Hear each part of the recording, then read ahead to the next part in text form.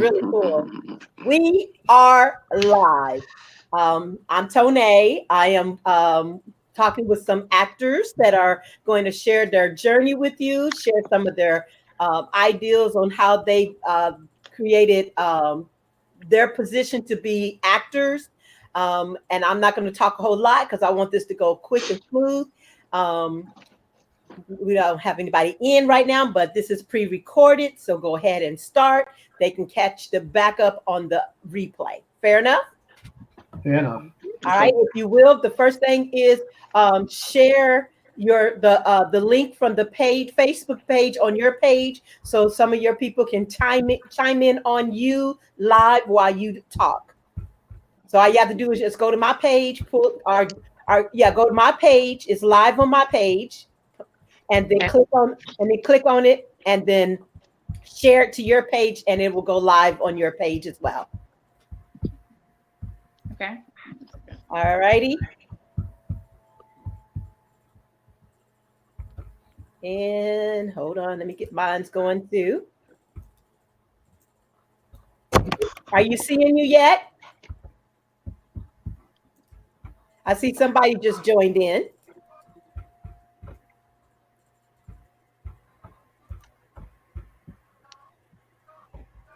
Hello. I think I got a delay. I don't see it yet. You don't see it yet? No, ma'am. Yeah, we don't hear from you. Okay, hold on. Let me see what's going on. It might be on my. Well, see, it shows us live. I see that. I see 3 people have joined in. 4 people just joined in, so I know we're there. It's just a matter of just finding it. If you will, go ahead and get started and just share how you came into acting. Just what we talked about at the very beginning. Okay, guys, I'm Levon Jackson, and I came into acting as background originally, but I got my first chance on film with Tone in Rough Patch Twisted Fate. Since then I've been going, and I guess I continued to do some background up until 3 or 4 years ago when I decided to just go strictly as principal casting, and had to bite. And so doing that, I've also taken classes along the way and been on other sets such as up in Nashville with Wear the Crown, where I was playing a role as a minister. But the key is that my journey continues on as I look forward to moving into bigger and better things with Tone as well as others.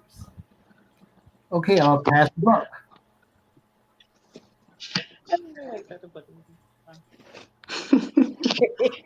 My phone is exciting there.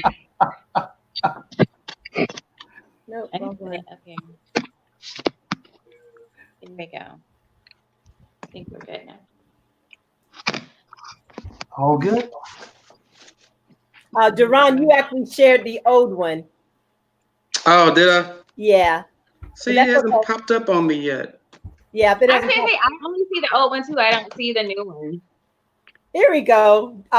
Cassandra Green, who just posted it. Thank you, Cassandra. Cassandra just blessed us with that. Thank you. All righty. Can you see it? Okay, I'm going to share it now. Share now publicly. Cause she just okay. There we go. She just did that with us. I sure do appreciate you, Chandra. Because there it goes. You see it? Yeah. Okay, perfect. Okay, now, if you'll do it again for me, I apologize. Hey, not a problem. Not a problem. Bam. Okay, guys, I got my beginning, I guess, in acting probably 10 years ago initially as background, but soon afterwards I was introduced to Tone. You see it? Yeah. Okay. We're good. Okay. We're good. Okay. So I got my beginnings, but actually with Tone, like she said, when she was first starting out, I didn't know, but she took me on board, and this old man Jay on Up Past Twisted Fate. Didn't have a clue what I was doing, but I got through it. and so forth. And since then, my journey has included doing other independent films, and as well as being on Fatal Attraction and up in Nashville a couple of times. With that, I continued on as I've been moving forward with uh, doing classes, workshops, what I need to do to increase my level of knowledge so that I can move forward in this business, and also developing those relationships that we need to move forward. And so I look forward to great things happening with the four of us. Yeah. Good stuff, man. Good stuff. Okay. Okay. Next. I'll go, Miss Shay. Since they made the lady go first every time last On the left, recording.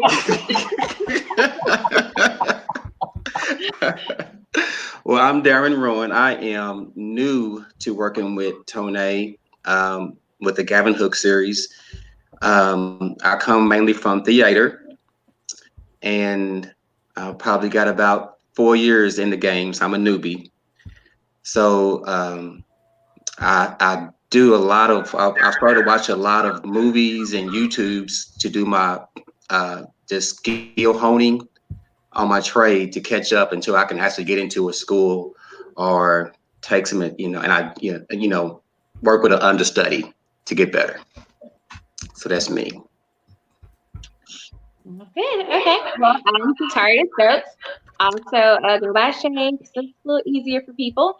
And I worked with Tone on several occasions. Like I said, that's my castmate up in there in the corner. We worked on a project together with her. So always an amazing experience and really excited about Devastation coming. You guys have no idea. It's going to be mind blowing. Yes. So I'm so excited about that. It's been a long time coming. I'm so glad we're close. But definitely, I went to a fine arts high school, so I've been acting since I was wee little, and really enjoy it. I've done, movies, web series, shorts, a lot of independent SAG projects, different things like that. Right now, I was gonna say I have a film that I starred in, Domestic Warfare. It's out streaming live, so you wanna check that out? It's on Amazon and different streaming services. Yes. Cool. And so yeah, excited about that and just looking forward to the future. Good All stuff. right. Nice. Go ahead, Mr. D.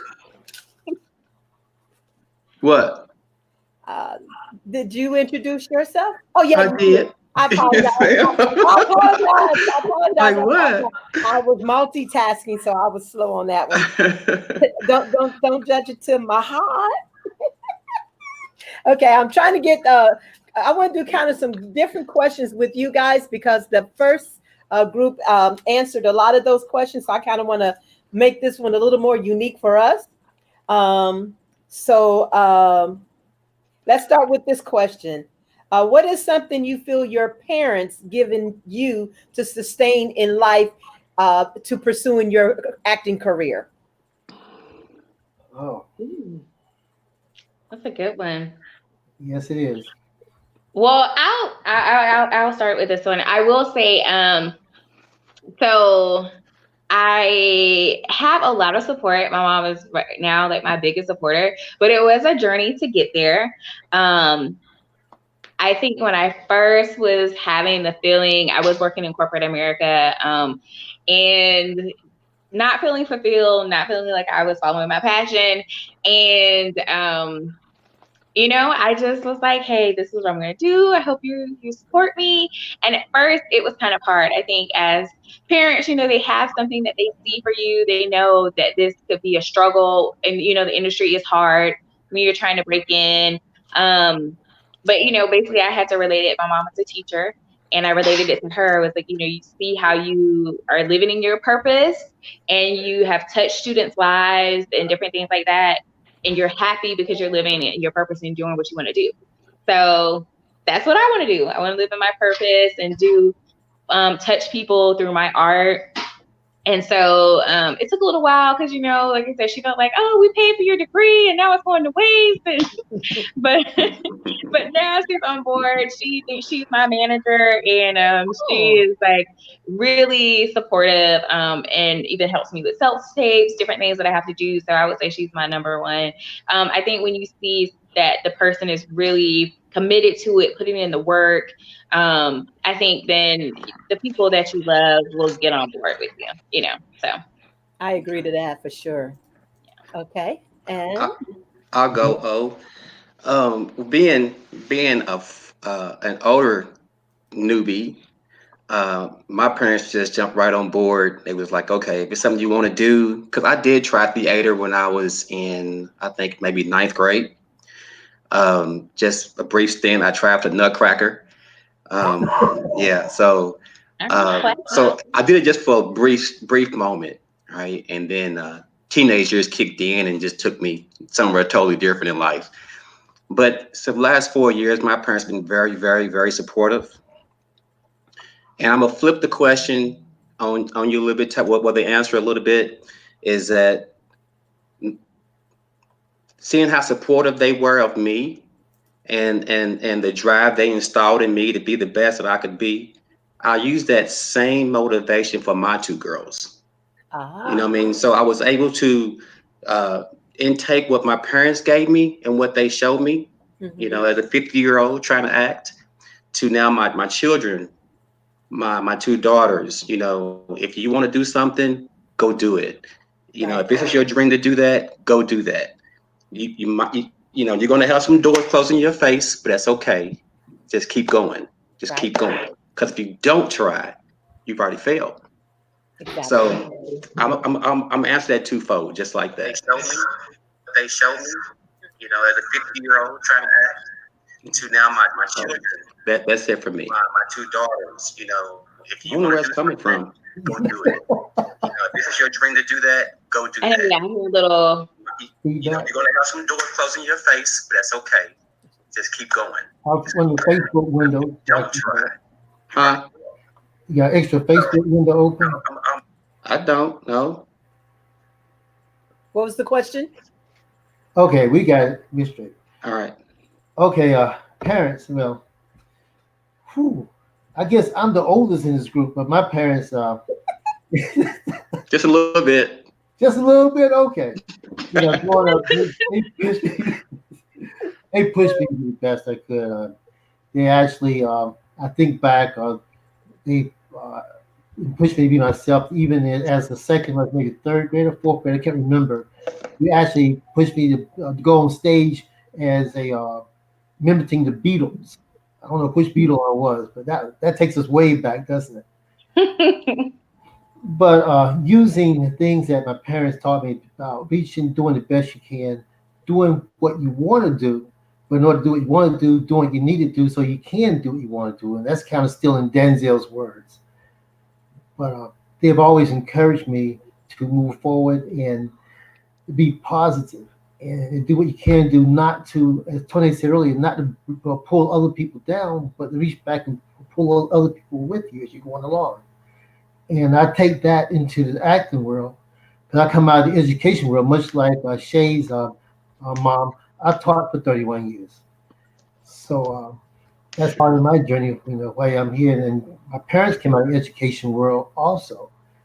And so the idea is remember that I'm a lifelong learner, and my parents told me. And just be positive and remember the sky is the limit. Okay. Agree there. Agree. All right. Anything else to add before I go to the next one? No, ma'am. Okay. All righty. Here we go. What is a favorite line you've spoken in a dialogue of a project you've done?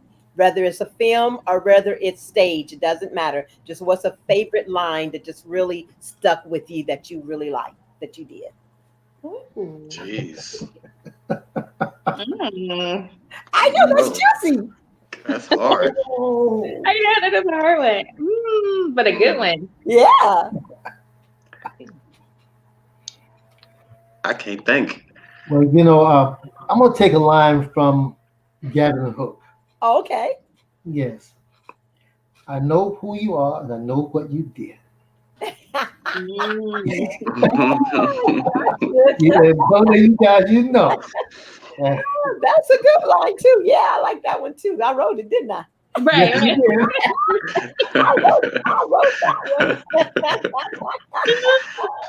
That's funny. Thanks. Oh, okay. Anybody else want to add theirs, or are you still thinking? I probably think one of mine would probably be stage play, even though I had a bunch in Gavin Hook. But it was probably one of my favorite was a stage play. A lady, I'm gonna give her a shout out, named Leslie Pryor, and it was a scene where I was seducing my best friend's wife, Oh my. and Leslie wanted me to sing at first, and I'm thinking like, you don't want that, you know. So um, I think that whole scene is probably one of my favorite scenes to do on stage because it was challenging and having to actually play the role of a seducer in front of other people with my best friend, wife. So that's probably one of my favorites. But what was the line? It was a song, Oh, you gotta Boys to wait. Men. If it's the No, song, you no, gotta no, sing it. it's not happening. But it was Boys to Men. I'll make love to you. Oh, So it was different. It was different. I want to hear the words. I'll send it to you. No, Of no, course you we will, need to Derron. yeah, Not We don't happening. play baby Oh, mama there, it's not huh? happening. I'm gonna get a private serenade in that case. Right. I'll take that. I'll take it. Okay, what about you, Shataria? I was gonna say, I will say mine would probably be it's I did a show, it was a theater show called Lipstick Monologues. Oh yeah. And so I was gonna say one of the lines that my character said was she was like, I never stop to think what other women think of me. Oh. And I think that's like a powerful, Mm-hmm. empowering line, just being yourself, living in your truth. And so I think that's probably one of my favorites. I like it. Oh, I might have to make that a favorite for me. Mhm, Right. Yeah, mhm. I was gonna say you live there all the time. I do try. Yes. Thank you. All right, here we go. What accent would you love to portray as an actor in a film? Al Pacino, Scarface. Oh, okay. Tony Montana. I love that whole scene. That whole monologue is just all that. oh, I've been trying to work on Jamaican accent. I hadn't gotten there yet, so I got work to do. So I want to embarrass myself online, but Aw. I'm working on it. You working on it? Yeah, you better, because that their dialect is so strong, and Yeah, they'll take that very personal if you don't say it correctly. I promise right. you, they will come after you like they're the bees. So Mhm. yeah, the best technique is taking a recorder, record someone that's speaking it well, and then Yeah, sleep with it until you hear it over again, and then start saying it. I know it's much like how you talking about that John Amos when he did Kunta Kinte. Yeah. He was auditioned for. He spent 4.5 months over, yeah, I forget Nigeria. I think it was Nigeria, and I'm not sure if one of the African nations. But the bottom line is, he was in a bar one night, and a prisoner got released from prison and came into the bar and thought that he was a prison guard. He had to come out of his accent in order to make the prisoner believe that he wasn't that guard. But when he got back for the audition, he did the accent, and the casting director told him it wasn't authentic. And but he knew it was authentic. So sometimes you have to live it, like you say, you have to live it, whether it be with the headphones, listening to it, or even going into the community and being a part of the community in order to really embrace it. Gotcha. Right. Yeah. Okay. Well, I was gonna say I would say probably like an English. I have done that on theater before, but I see like a lot of you know UK actors are able to like drop their accents and come over and they do very well in the American market. I think it would be like an amazing experience if it could be the reverse, like we could also, go over there and be able to, Yeah, because the majority of the cast of The Walking Dead are foreign, and Really? including Harriet, the lead yeah. actress. So Yeah. I understand that. Yeah, I think you could do that, girl. I think Yeah. you could do that. I mean, if you put my headphones in, sleeping with it. I would actually look forward to that. You got my brain curling, Yeah, about it. we can see it. We Yes, can oh see it. yeah. Okay. Next question. Who do you want to say thank you to for your Oscar moment? Oh, okay. I guess when you have your Oscar moment, these are questions that have been sent to me. So from actors. So who would you want to say thank you to for your I guess your moment when you win your award? We're just gonna say it's gonna be a Oscar. Especially if you work with me, we're going for an Oscar. I was gonna say you're really close to that. So Hallelujah, thank you, Jesus. right. So who wants to answer that question? Or do you want me to skip that one? No, I'll answer it. Okay. I'll say thank you to my wife for her unconditional support, even though at times when she thinks that I've lost my mind, but she still supports me. God. Mhm. She just peeked in at me and smiled. Right. Oh, That was honey, smooth honey. though. That I was real know. smooth though. That was Well, good. tell her hello, and we're glad that she's doing well and in good health. Okay, I sure will. Yeah.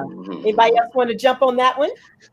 I mean, I think, I would first, of course, thank the director for the opportunity. Whether hopefully that's you, right? And then my parents, uh, and then of course my girls. Again, so they're like a extension of me. So it'd be a family affair.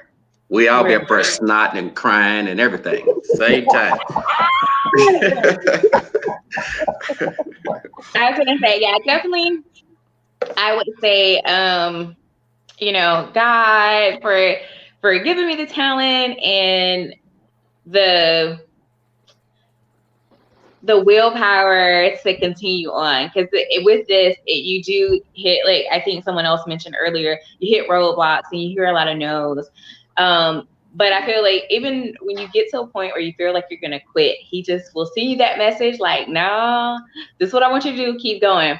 So definitely I think it's important, and family, people that have believed in you, directors that gave you a chance, um, writers that wrote characters with you in mind.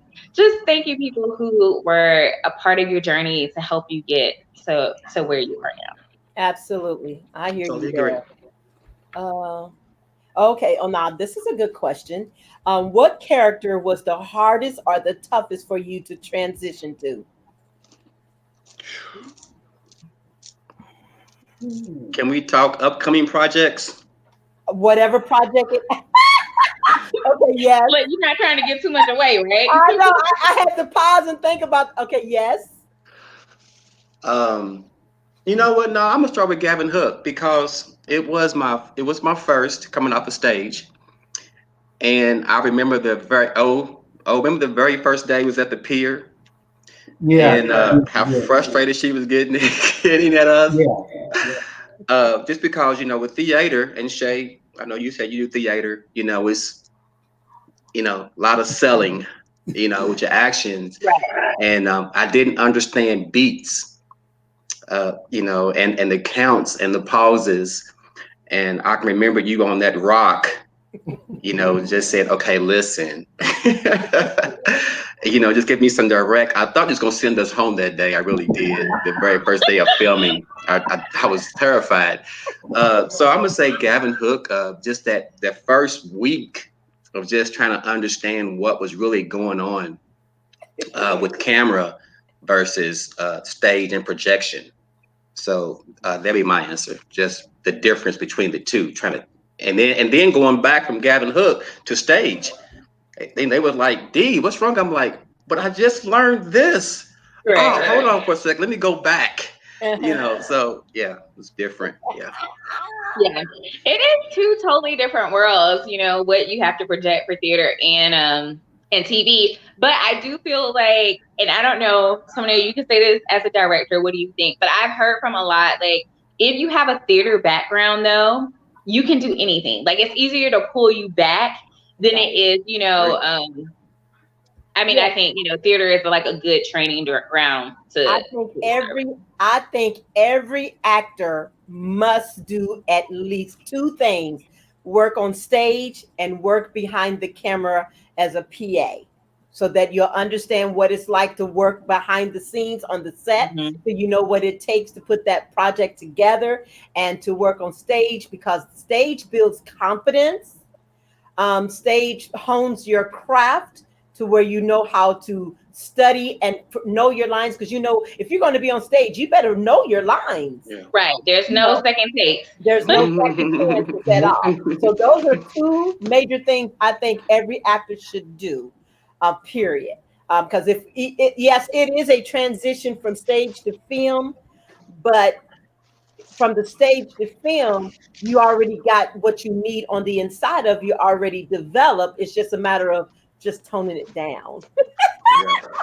Because when you come Great. to camera, you get loud and you're overpowering the camera, and then you just sound like you're just the clown chasing it. You ever seen it? That clown and how it was chasing everything. Yeah, Yeah. yeah. Yeah. That's what it's kind of like. You're chasing the camera instead of allowing the camera to chase you. And I'm always going to put it this way: the camera just needs to be made love to very sweetly. Ooh, I I've like heard that a that. couple times. That's how you think about that camera. So you got that camera in front of you, just think about, you're going to give them your dreamy eyes, your Mhm. hard eyes, and you're just going to make love to it. And then you Right. come inside, coincide, boom. You got a beautiful scene with the actor you working with, and then you got Tone Brown, the director, dancing in her seat, excited. Woo! You done delivered that. Anyway, Right. okay. Who else wants to kind of get in on that question? Uh, I'll chime in. I had the privilege of doing one stage play, Okay. short in the fall, and you're right. And it was that was it's with the energy you have to put into it. You're right. It's a one time thing. You get on stage and developing that character uh, and I made it work. We fortunate, but it took work and it was tough. It was about rehearsal and getting the time and time again until we got it right. And so I guess that was the toughest one because of the fact that not just the time, but once the day came to perform it, it was a one time thing and it worked. Okay. Well, I'll say for me, probably the character that I just got finished playing, the movie I was talking about, domestic warfare, Yeah. because this character actually has a psychotic breakdown. Mm. Um, so she is like going in and out of these psychotic breaks. So trying to make sure it was like it felt real, it was authentic, and the trauma that she experienced to lead up to that. So it's like, kind of going to a dark place. So Mhm. that one was definitely a challenge, but as an actor, I think you love those challenging roles and you do a great job of like writing those good roles, where you want to be challenged and stretched and have somebody pull out from you, you know, take you beyond what Yeah. you thought you were possible, what it was possible for you to do. Like, so those are the type of characters you love to sink your teeth into. I agree. Yeah, Agree. you did good in that movie. Body People, Thank you. he did something crazy with that one. That was Yeah. amazing. Yeah, Thank you. Thank you. But yeah, yeah. and great job to you and Ron English. Woo! Yeah, Ryan did a Both great of job too. y'all, man. Listen, That was I was gonna Academy. say It was so funny because after the film, my I was gonna say so my godson was with me at the premiere and he really hated Ron. Like he wanted to fight Ron. And I was like, you did a good job. Yeah, if you got both of you were just absolutely amazing. And like I said, Bobby Peoples and Renee, whoo, they put their foot in that movie. Yes, it was a good one. So yeah. All righty. So I'm gonna go to the next question. Who would you want to write and film your biopic, and who would you want to play you? Jesus. Golly. I know these are juicy, aren't they? This is good. I don't have no clue. Oh, come on. Who I want to write? Wow, that's a good one. Was that too good? Everybody is stumped on this one. They're like, right. Well, I'm gonna let y'all think about. I'm gonna come back to that one because Come back to that one. Pass. what about you? Who would you say? Who would you say? Yeah. Myself? Yes. Yeah. I'm the interviewee now. Oh gosh, now y'all done put me on the spot. I have been told Kim Whitley would probably be best to play me because of the energy levels that she has, and she's a comedian, and a lot of people actually think I'm funny. I don't think I'm funny, but a lot of people do think I'm funny. I think I'm pretty serious. But if I was to pick somebody, they got to be chocolate because I'm a chocolate drop. You know what I'm saying? So I think Kim Whitley would do great. Well, I have different parts of me. So I want to say Viola Davis, but I don't think Viola Davis be willing to gain the weight to play the different.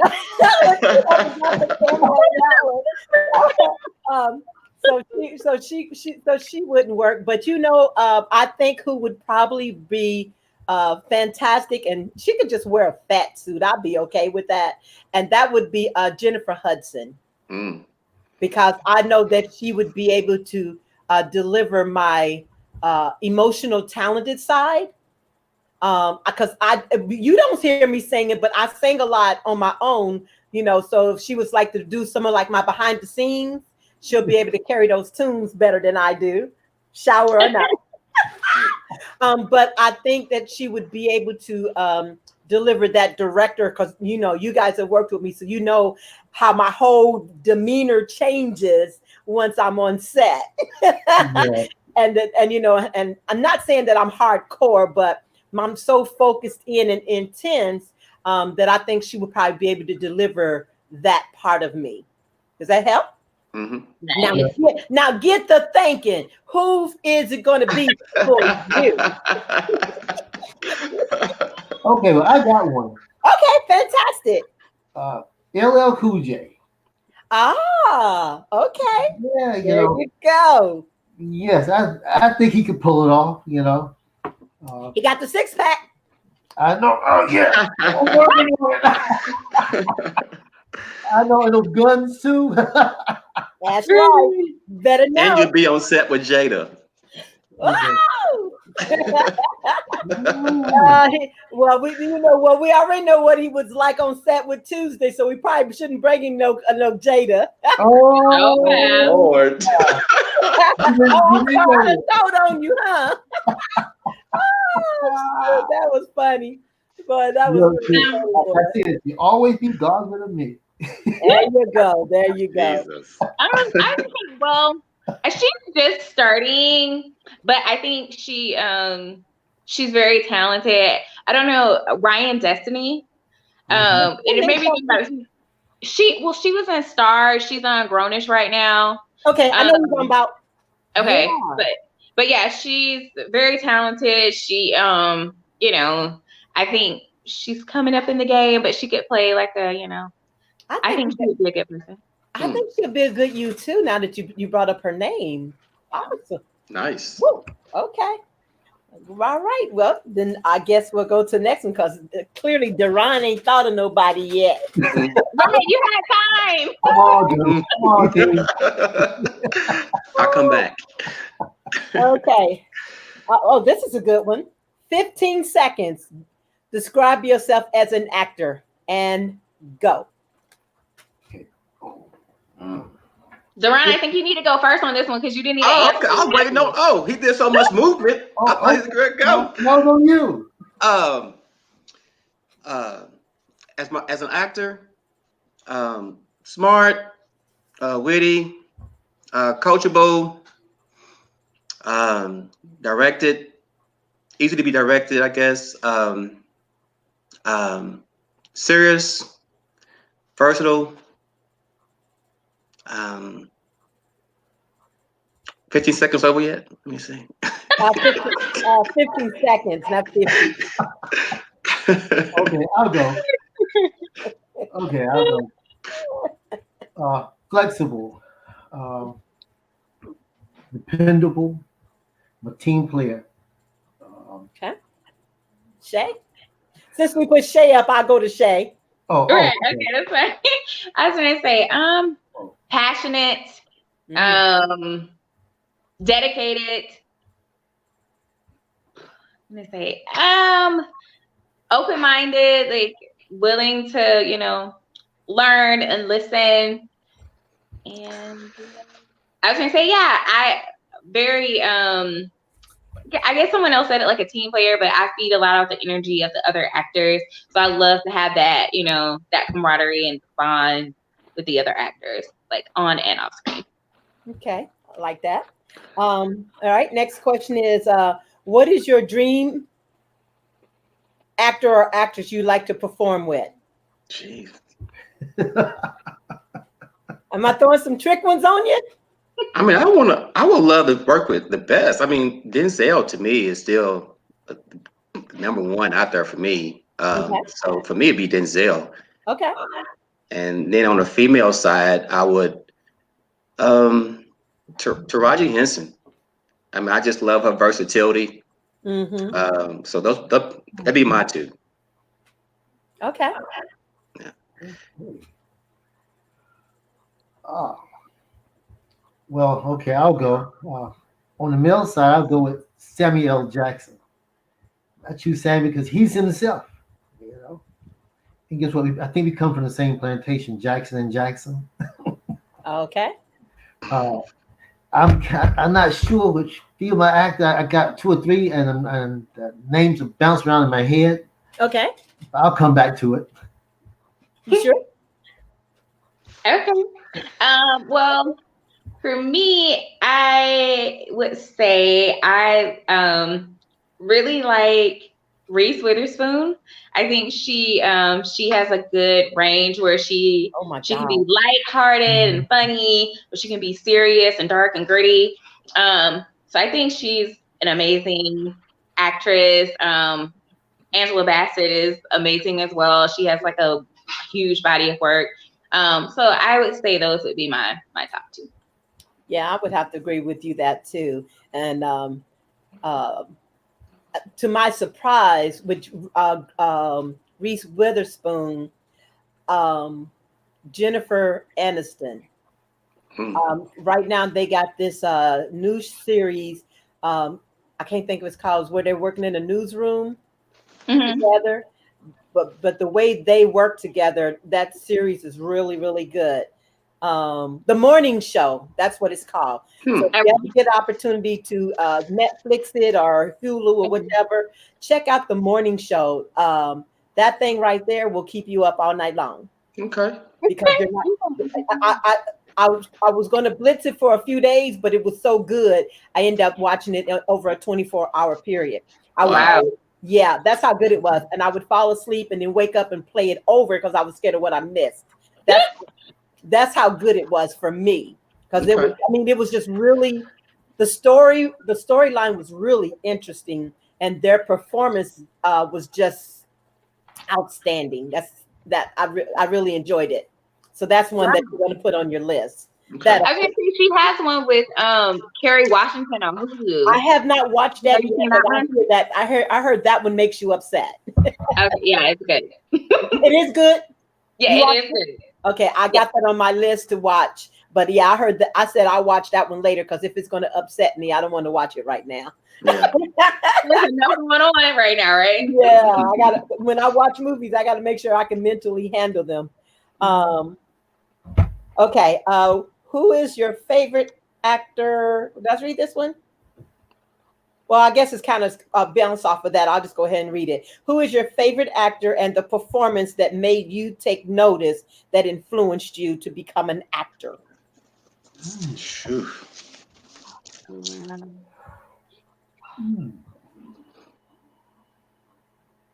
Okay. Mm. Yeah, I got some serious ones for you guys today, don't I? Yeah.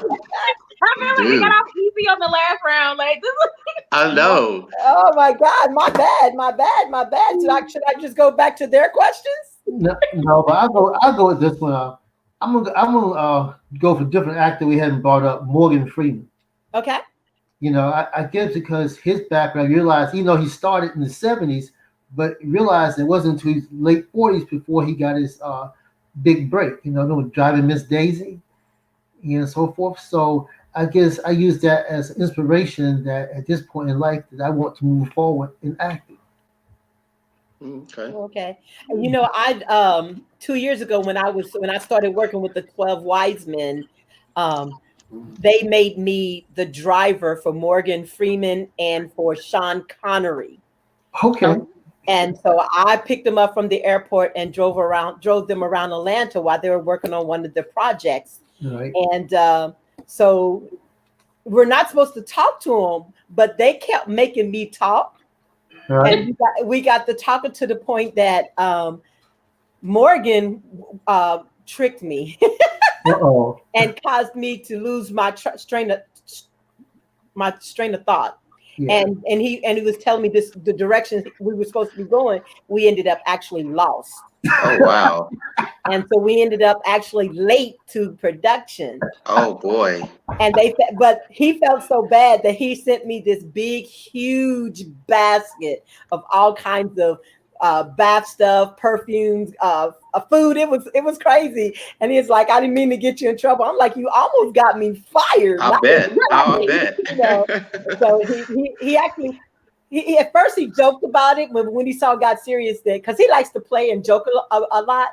Mm-hmm. But once he saw that they were serious about me making them late, then he kind of took responsibility and say it was his fault. But at first he was clowning on me like big time. Well, she the one that wouldn't stop talking. She the one that went the wrong direction. Oh man! I'm like, and of course, you're the peon in the room. You better speak up like you want to speak up. Right.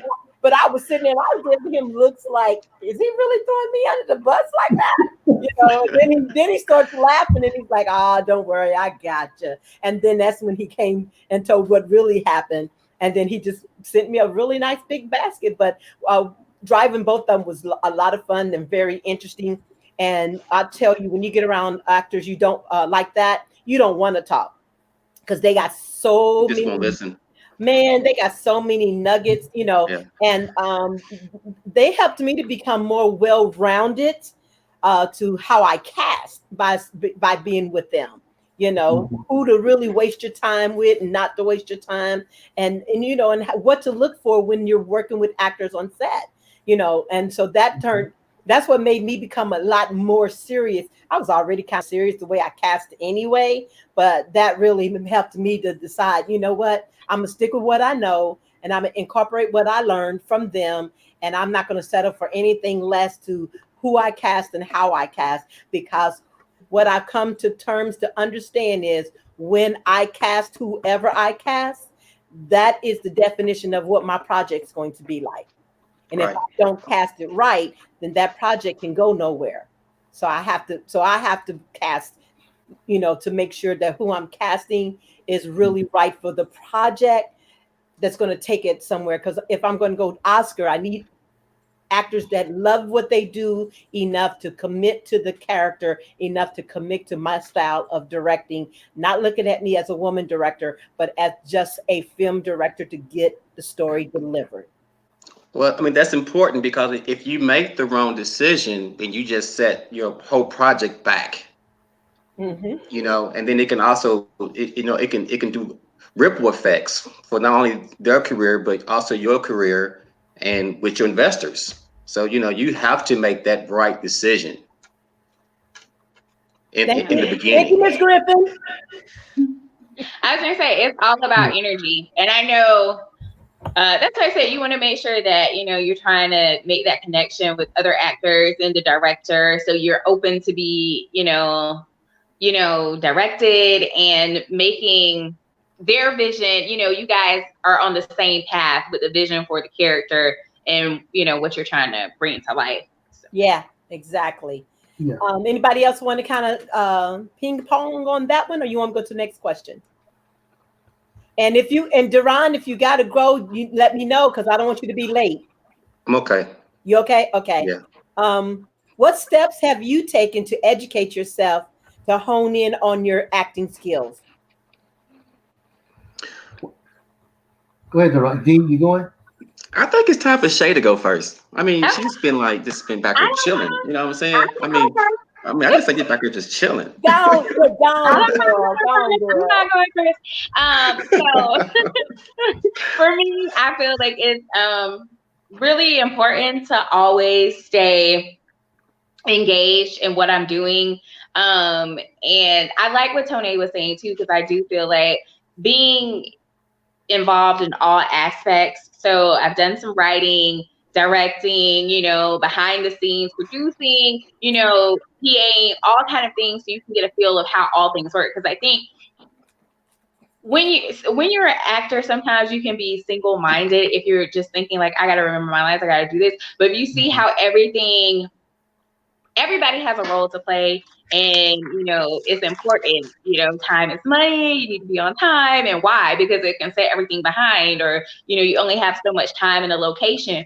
When you have experience like doing those different things, then you're a little more cognizant of how everything works. Also, like even with directors, I think how they direct and interact with the actors is based on their experience, and if they were actors before, or different things like that. So for me, I always like to be involved in as much as possible, and always taking classes or doing and I think Derron was saying he watches videos, reading books. You have the staples like The Power of the Actor, different things that you can always do. And even if like right now just going back and forth with scripts or monologues, just always trying to do things that are keeping you fresh and engaged in your craft. So being creative and using this time like that. That's good stuff. Yeah. I think for me, it's more of repetition. Mm. So if I see a movie this weekend, I'm going to enjoy it. And if I go see it again the next weekend, I'm going to focus on the character that I might be in a play or with Gavin. Mm-hmm. Um, I'm not afraid to take advice, but you taught me to also filter my advice, right? Because for Gavin Hook, something you don't know, Tony. Gavin Hook, I have a friend who's a cop down here in Louisville, and his name Roberto. And I call Roberto and I'm like, hey man, listen, one of the season two, you know, I I got to play this role. I'm mourning my wife. How would you do that? And how would you react to trying to find your wife's killer? And he took the time out, and him and I had like an hour worth of conversation over 2 or 3 days. He's like, okay, I've been here before, and I've seen it. I've seen this person react this way. So I Mm-hmm. was able to channel some of the things that Roberto gave me as a real officer in his line of duty, into some of the ways that I was able to bring Gavin Hook to you. Right. And even on stage, I've been blessed to work with some talented actors and actresses, Everett Zale, Theo Mackey, just to name a couple, who I lean on. And I'm not afraid to say, hey man, Right. how would you deliver this line? And I think in your earlier session, I think his name was Raj. He mentioned how to read the script and then come off book so that you can be comfortable with the character. Right. So I'm learning all that, and then putting all that together in a big mixing pot is probably my the best way that works for me to study and get better. Okay. Okay. Well, what I've been doing is leading into COVID 19. I was actually in class physically, but I've been doing online stuff.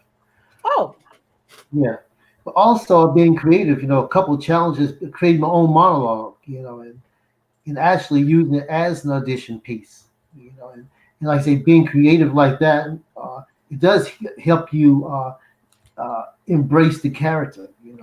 Such as one of the monologues I created was for a character of Dr. Ryan, which is based his character. He's more of he's a womanizer, but I based it on what would I be like if I was a doctor. I had an office full of good-looking ladies, and I was a gynecologist and had female clients. And I'm sorry. I didn't mean to laugh, but when you threw that gynecologist in there, that just tickled me. I know, It I sounds like know, it ripped out the headlines. Okay. Right. and it was so funny. So as I developed it, because the casting director asked for us to create something. Say if we couldn't do the in-person audition, to create what you think the character would be like, and we had a description of who he was, and so I took it down that road. Okay, gotcha. Okay, so here's another question. How do you decide the project or the project that you how do you decide on a project or the project that you are going to work on as an actor?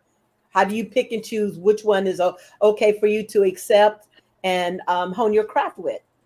Ooh, that's a good question.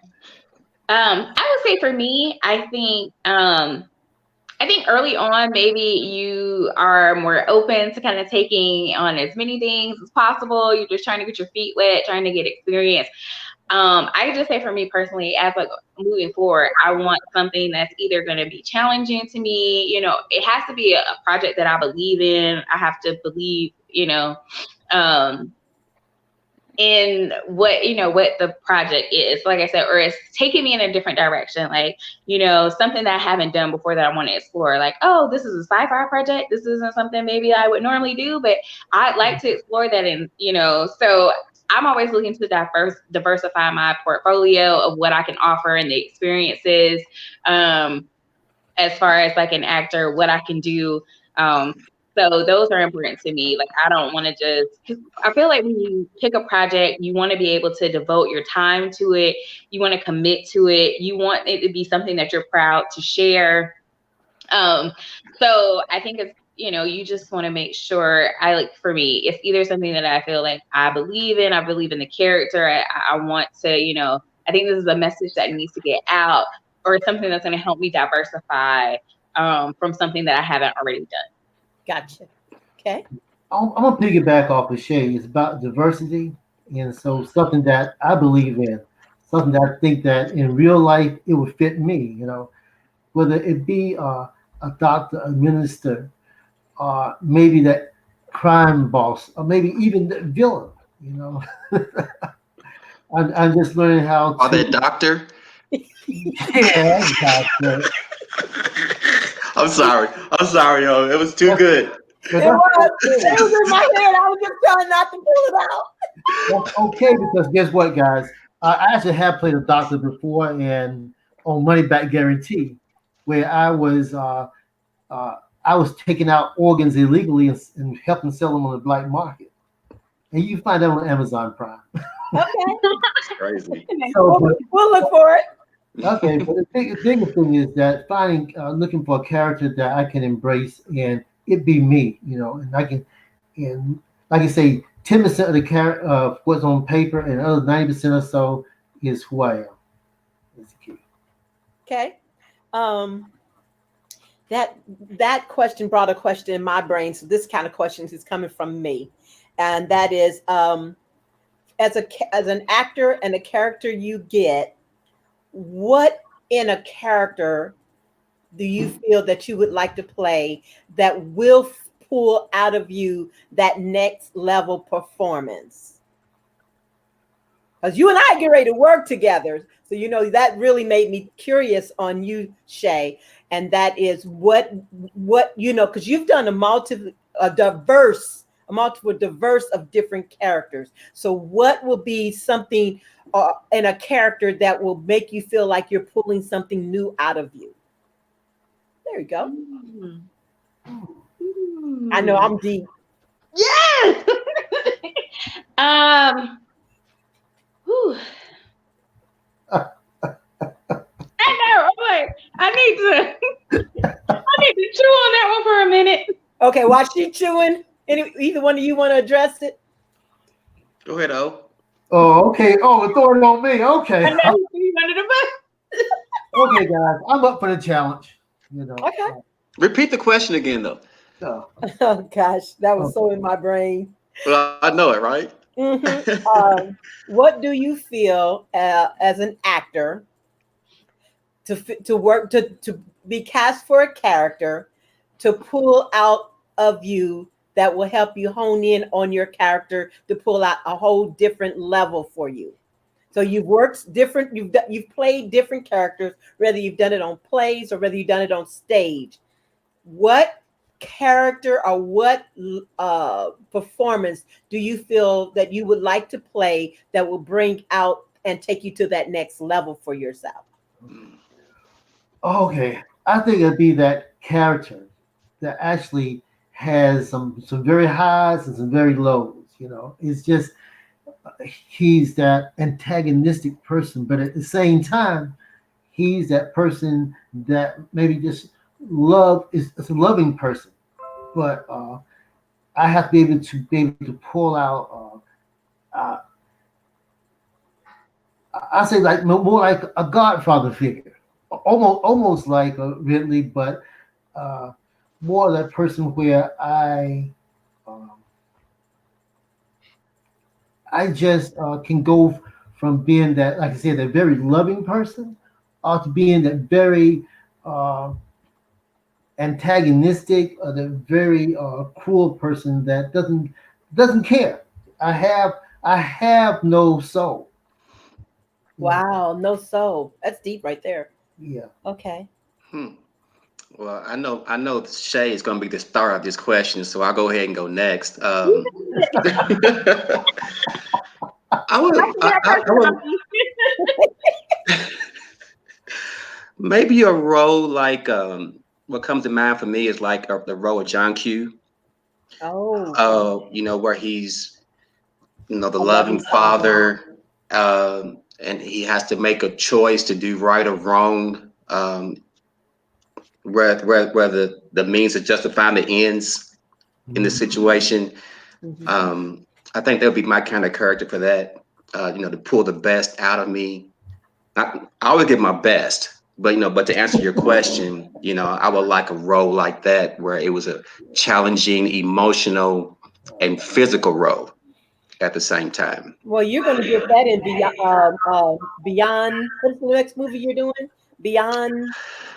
I don't know. I forgot the name of the movie myself. I Doggone don't it. know. That's funny.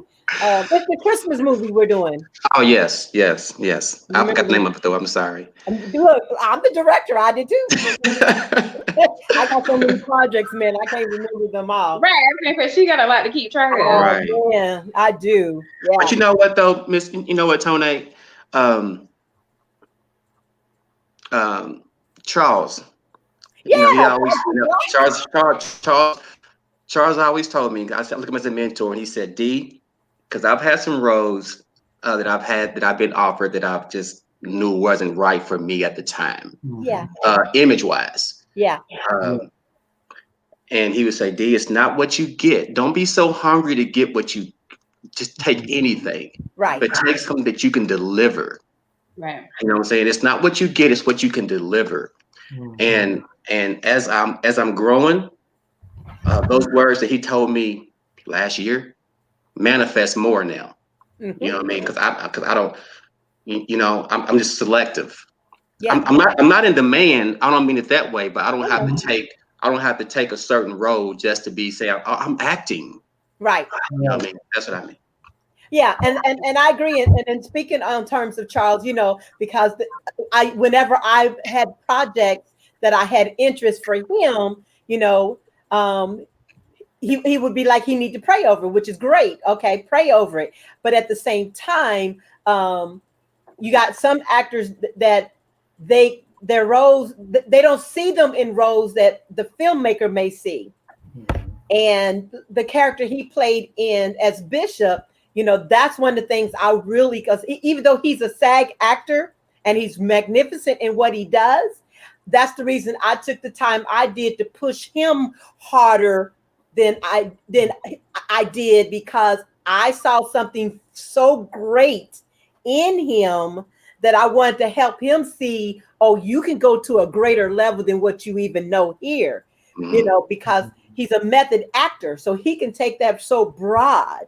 Yeah. But now this is not to say good or bad, but he's narrowed it down so tightly.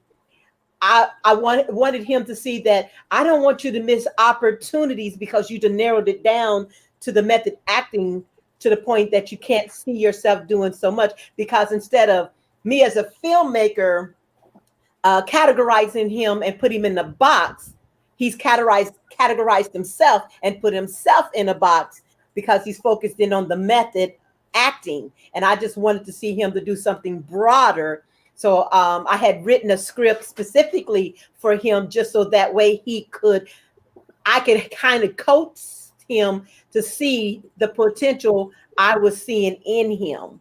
And I sure pray and hope that one day that he will allow that open door, because he got such an amazing talent within him that I would like to see him open up himself broader to new opportunities that can really take him beyond, because the skills that brother has right there, He does. He's very good. he is very good. Good. And my prayer sent out for him is just, I would love to see him just broaden that a little bit more, so that way there's other filmmakers that can give him even greater opportunities from him to hone in on that talent. And that's just a little bit to say, that's where this question comes in at, because I want you to share with us to see where you see yourself at and how you can rise up to that next level. Because the actors that are watching this, they're trying to figure out themselves. And you guys have had the opportunity to work in different projects, so you kind of in tune a little bit more. So that's why that question came to me. So with that, I want to shut up, and I want Shay to finish that up. Okay. Well, I was gonna say, one of the things I want to talk about what you were saying, because I think Raj talked about it on the last one, like how you can be typecast or kind of like pigeonholed into a particular role character. Yeah. Or they only see you based on how you look doing a certain thing. And so even I know, like, when Holly Berry tells the story about, how she wanted to get in the Spike Lee movie, he's like, no, you're too pretty to play that role. She had, she was like, no, let me show you that I can do something, because obviously she has talent. You don't want to just be seen like as a pretty face, or think that you can't do dark and gritty roles or whatever. Right. So, that's why I think we've all kind of said that, you want to make sure you have a diverse showing, that you can play a lot of different things. For me, I think I haven't had the opportunity to play like a villainous character. And for me, I think a challenge like with a villain is like and Levon might have touched on this a little bit, but I feel like every character, for me, I try to understand them. I have a sense of love for that character.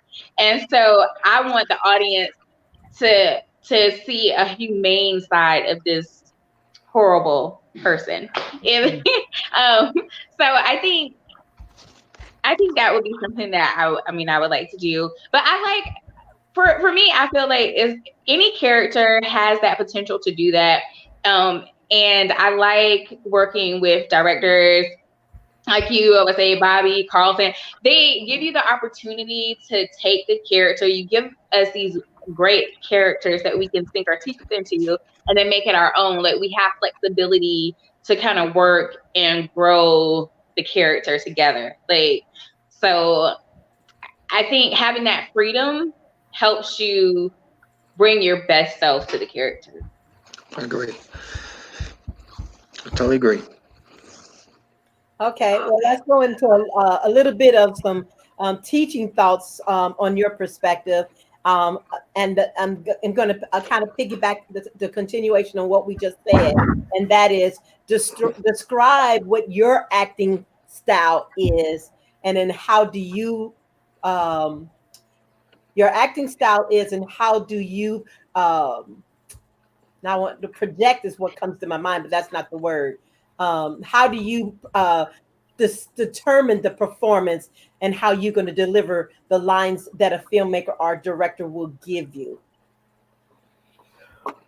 Hmm. Was I that, was gonna say for another me, deep one? I know, yeah, it is. I was gonna say for me, definitely, I think starting with the character background and deciding what motivates the character, because that's gonna be a huge decision on how you say things, how you interact with different people. You know, that I think for me that's the starting place. Then going through and doing a script breakdown. I know, like you were saying, I think Charles is like a method actor. That's not my personal style, but I am going to, do the legwork to, like you said, if you're playing the officer, you're doing research, you're talking to him, you shadowing, seeing what's going on, reading the accounts on, you know what I mean, what different things that they would do day to day to make your performance as believable and grounded as possible. So for me, I say that's the first thing I start with, the character breakdown, trying to understand the character and what's motivating them in their project in entirety in each scene as we're moving forward, and then the script breakdown. So that's great. It's great. I I, just I, want I, to piggybacking on the script breakdown. It's about as I'm preparing, and I like to read the entire script, and then to determine the character. That way, I know uh, what my counterpart is in the script, or even in the scene itself. I'll just come down to the scene, knowing from the small things, from the prop, whether it's gum on the floor or whatever, so that I know the reaction that I need. And so some of it's a little bit of not just certain method, but it's a combination of things. What needed to make the character come to life, and the interaction, the energy that I need from my partner in the scene. Uh, I want to make sure that I can, so that I can put energy, so I can pull that same energy from a scene partner to actually make the scene come to life and be believable.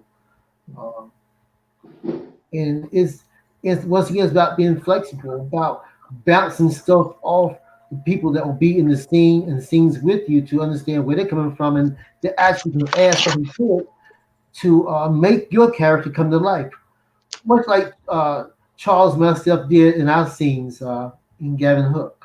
Mm-hmm. And it can be it actually can be a very enhancing experience. Yes, Let that happen. agree. Um,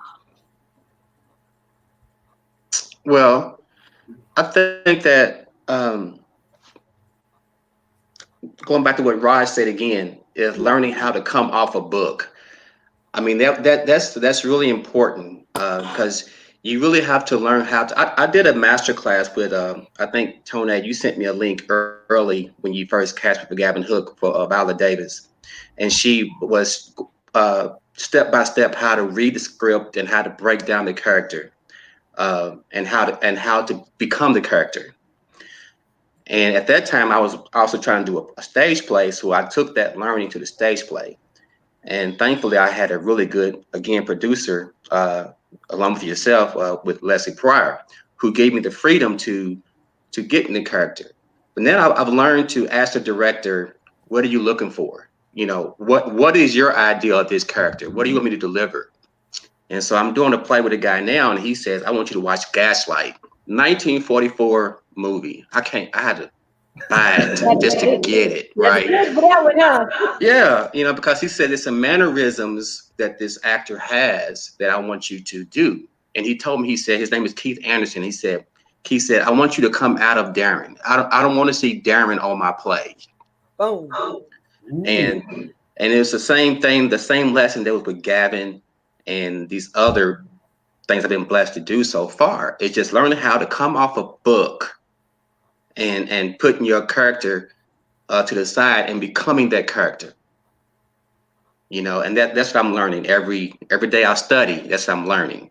Just how to become that character and not me. Come out of my inhibitions.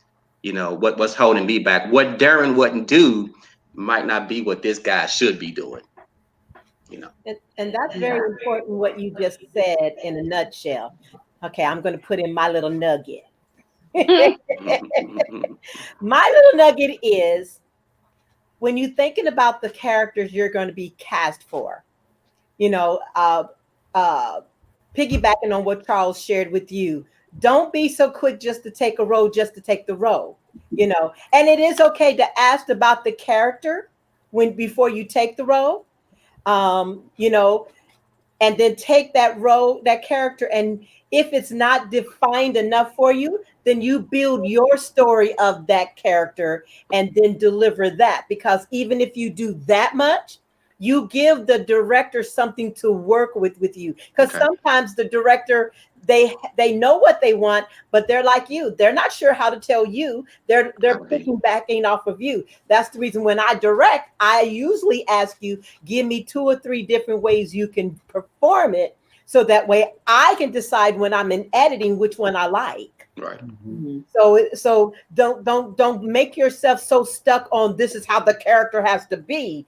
Be open to share that character in a broader way of saying, oh, let me, and it's even okay. Directors will be okay with this. Let them know.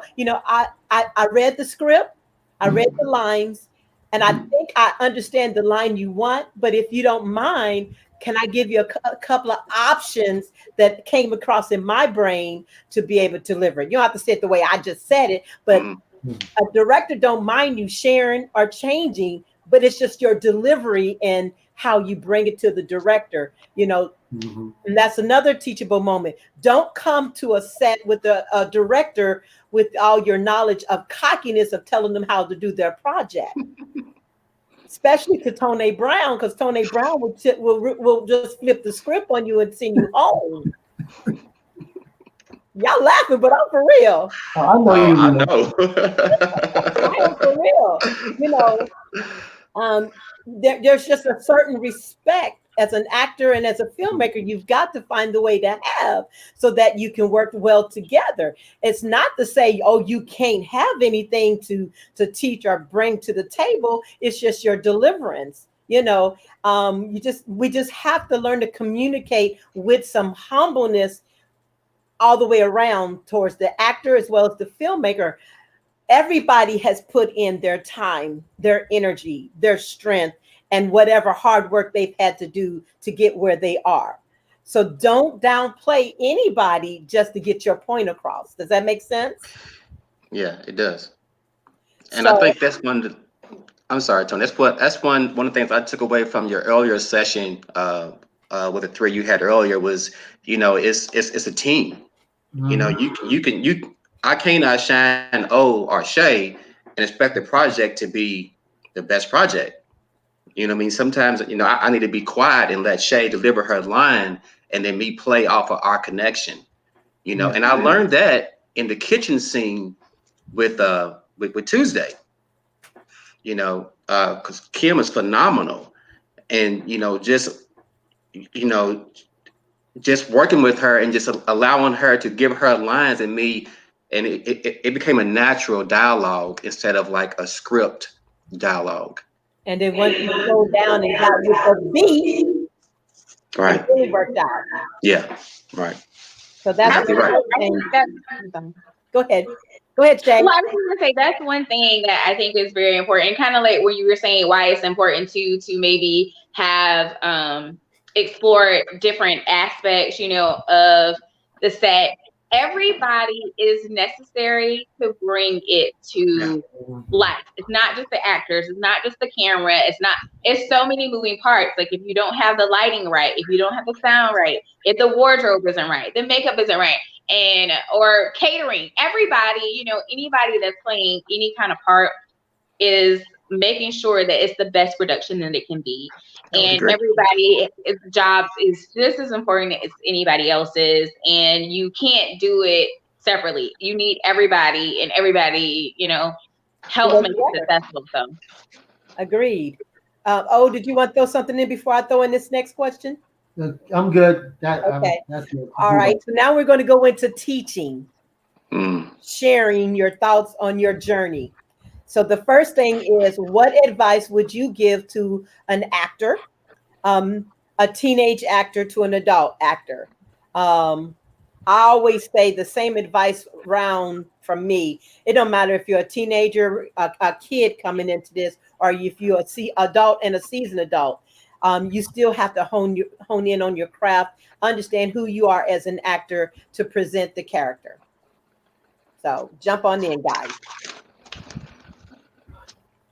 I guess the biggest thing I say, first of all, is you got to have the intestinal fortitude in going into this business. Understand you're going to do the right thing regardless of what everybody else is doing, which means that you're going to have to say the kid actor, you're going to have an adult, whether it be your parents or some other guardian, to listen to them, to guide you into what you want to do.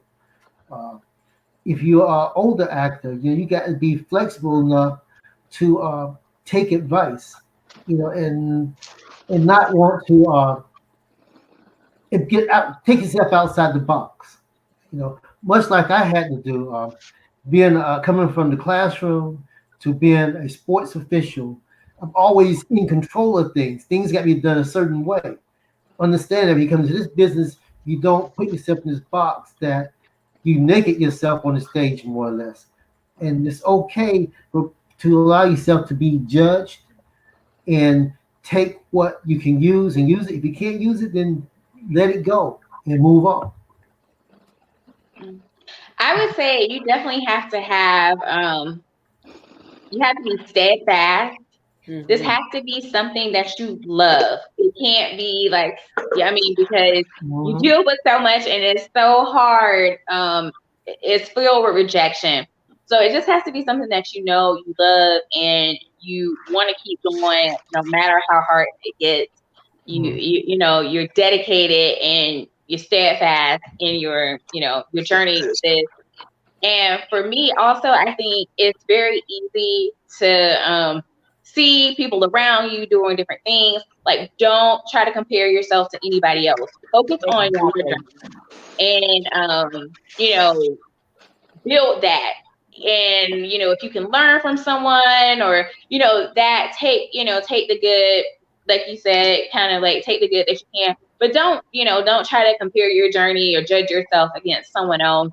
Just stay steadfast in like what your lane is and what you're doing. And I Mhm. think that's a really, important thing to do, like when you're in this industry, because it's judgment all around. So That's good stuff right there. That's really good stuff. Yeah, Yeah. thank you. Well, just they said it great, so I don't want to say what they said again, but I would add the word, and I know Shay kind of said it, sacrifice. ooh. You got to sacrifice. I work about 75 hours a week at my job, and people didn't understand why my vacation days were being taken to only go film or for rehearsal. And so on the weekends sometimes when my friends wanted to go fly to the different cities and have a good time, or when I couldn't go, because I made a decision that every vacation day I had, I was going to Atlanta or I was going to a play practice in Louisville so I could do what I want to do. So you have to it's a sacrifice. You got to sacrifice something somewhere to achieve Mhm. anything, right? And Yes. it's also, I would say, you got to build it up. It's just like a muscle. You have to work it. If you don't work it, it ain't gonna grow. If you don't work the muscle, you won't get in shape. So, sacrifice muscle along with everything that Shay and O said, I totally agree with. Yes, sacrifice is good. That's an amazing one. And I was gonna say, I know one of the things that Raven, a drummer, she's a casting director for Tyler Perry, but she says a lot of people are always like, "Oh, when is it my time? When is it my time?" And then that's what she's like. And I know I've auditioned for her, and she's like, there's people that I see over and over and over and over and over again. And she was like, so now you're seeing them on something. She said, this is probably the 10th time they've auditioned for me, like, but if you do it one year and then you're like, oh, I haven't hit it big, I haven't got a show yet, I haven't done this yet, and you just quit, then you're gonna miss out on the opportunities. It's literally, she was saying, it takes about 7 to 10 years, a lot of times, for people to like have that, I guess, break moment that they're looking for. And so if you're not willing to sacrifice, if you're not being steadfast, then you kind of have let that opportunity go when you could be that close. So, oh yeah, that was really good. Sacrifice was good. So I guess these words, I would say, trust still is from Premier Actors Network. Trust a career is advancing in its own perfect time, in its own perfect way. Right.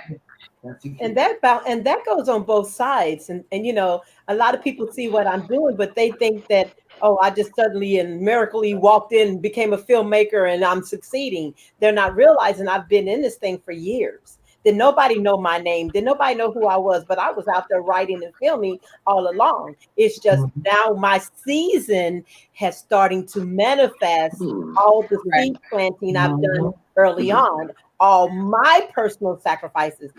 People be like, why you so hard and so cold and you so quick to, let somebody go, or you want to make these points on these actors nuggets? Because I've already worked with you. I already know what you're going to deliver.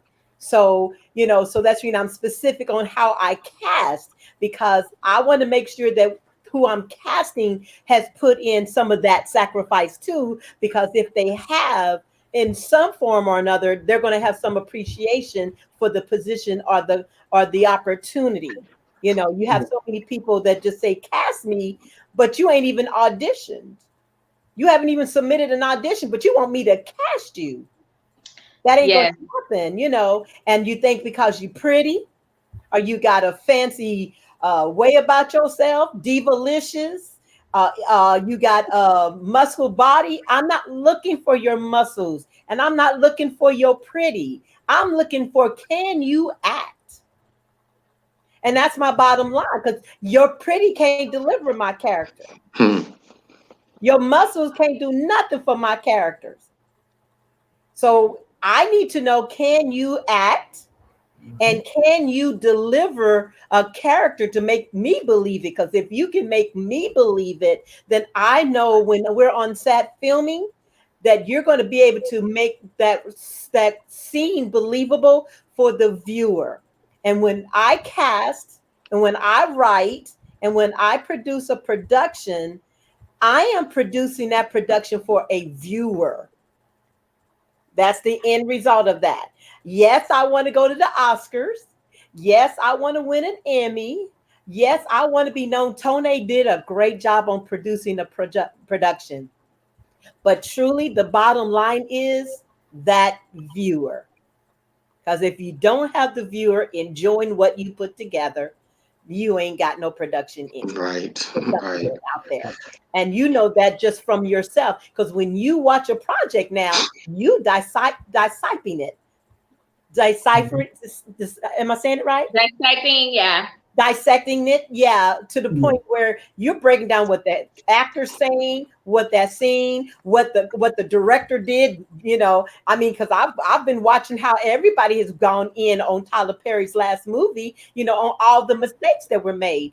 But that's part of it, and I understand that. So in understanding that, me as a filmmaker, I have to make sure that when I have actors like yourself on that project, that I know and I can trust you to work well with me to make my project believable for that viewer.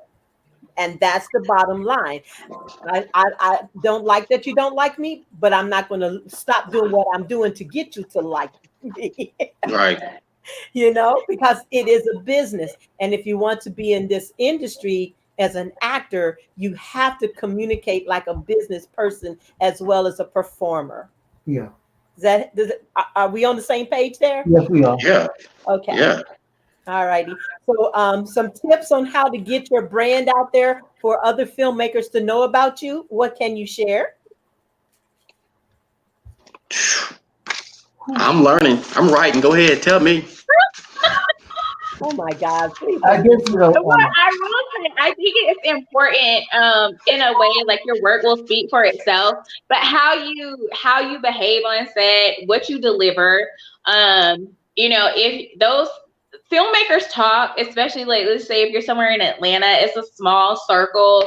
People will be like, I've heard it, like, no, I'm not gonna cast her. She's difficult to work with, or different things like that. So you really have to be cognizant of how you're presenting yourself, making sure the things that you can do, you are prepared. Like you say, are you off book? You're ready. You're bringing your best self. You're timely. Those kind of things.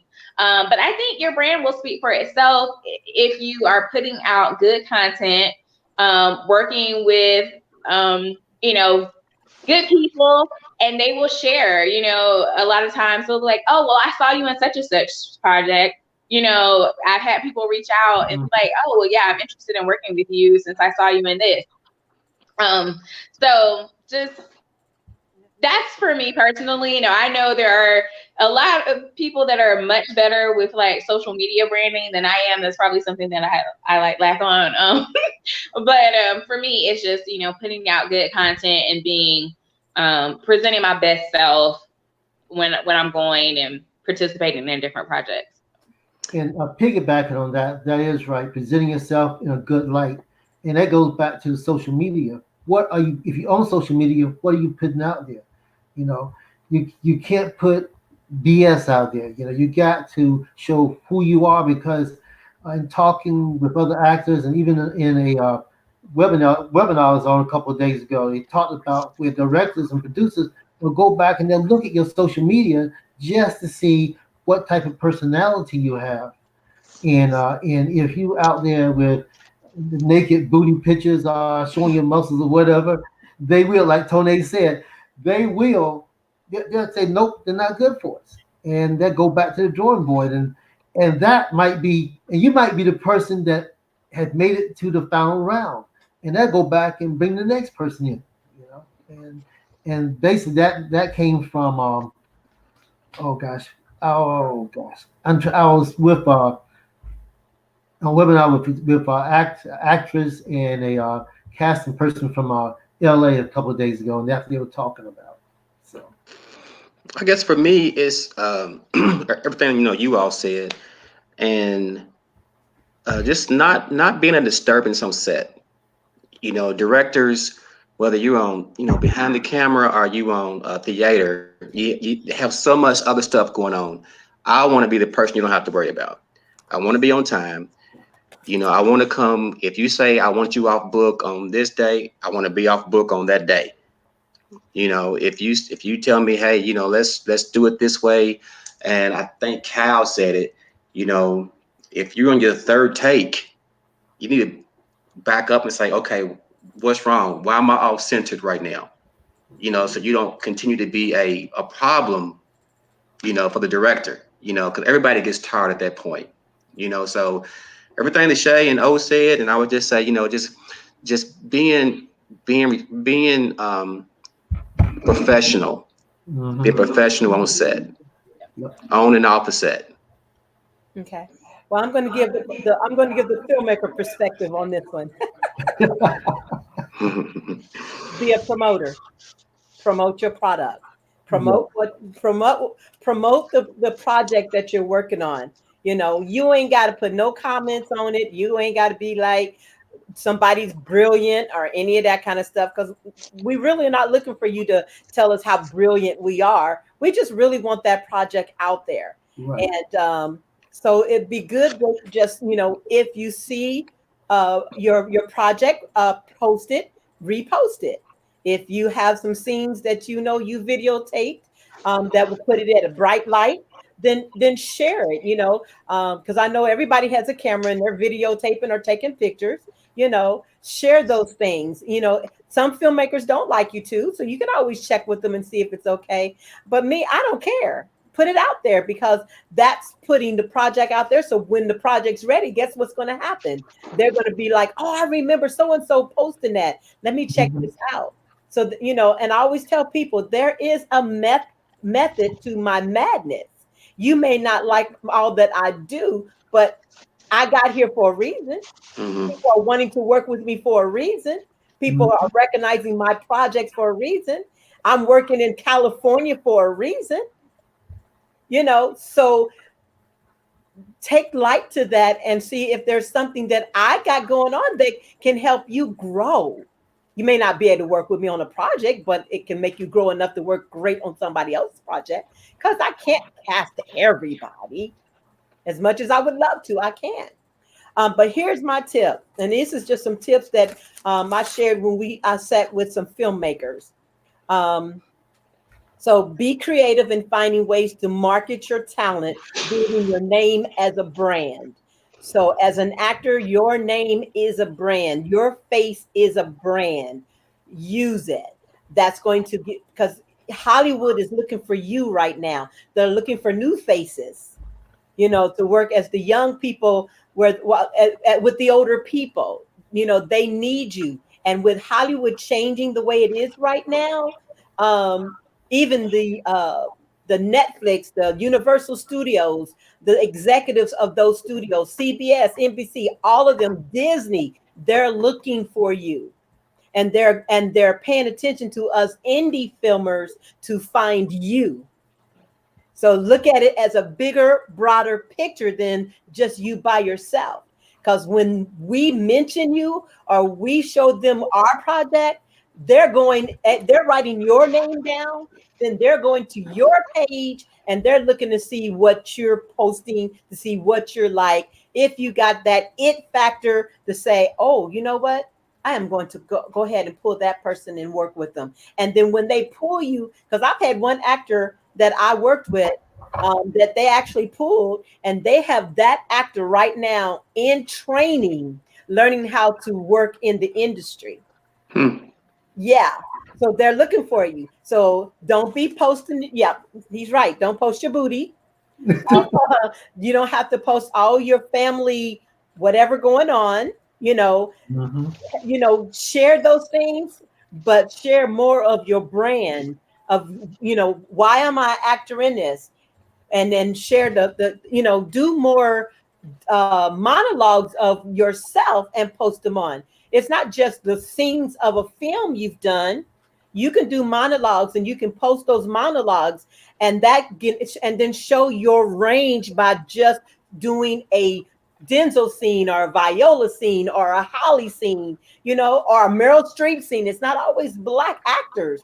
There's some Mhm. amazing white actors. You can take a scene from Johnny Depp or from Tom Cruise, any of those different Mhm. ones. I mean, like one of my favorites, I love Nicolas Cage. That guy has great Dude, work. Mhm. me too.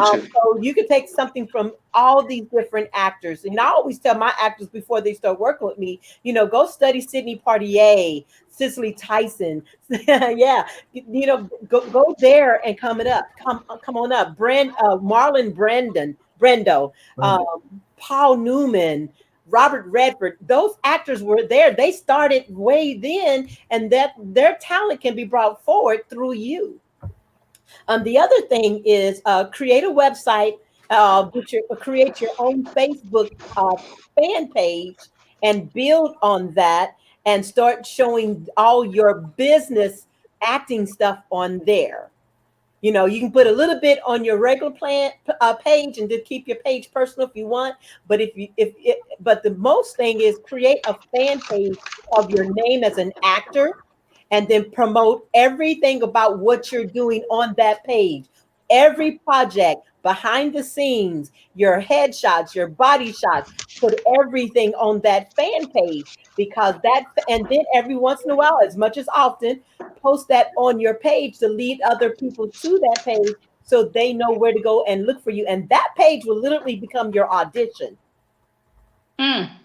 See what I'm saying? So that's my tip on that. And then, you can also create a web page. You can take Wix, Wix, create a page. It's free. WEBS, web, and create a page. Don't worry about the .com. If you want .com, do a .com. If not, what's important is, if I Google you, can I find you, and can I find the work you've done? So that when I go do my casting, because I have a casting director that's about to come on board with me. We've been working together for about a year now, and I'm teaching her what my need is from actors, so that when she casts them and bring them to my set, I know that we can gel well together. Because I understand one thing about myself as a filmmaker: not everyone can work with me, and not everyone is a fit to me.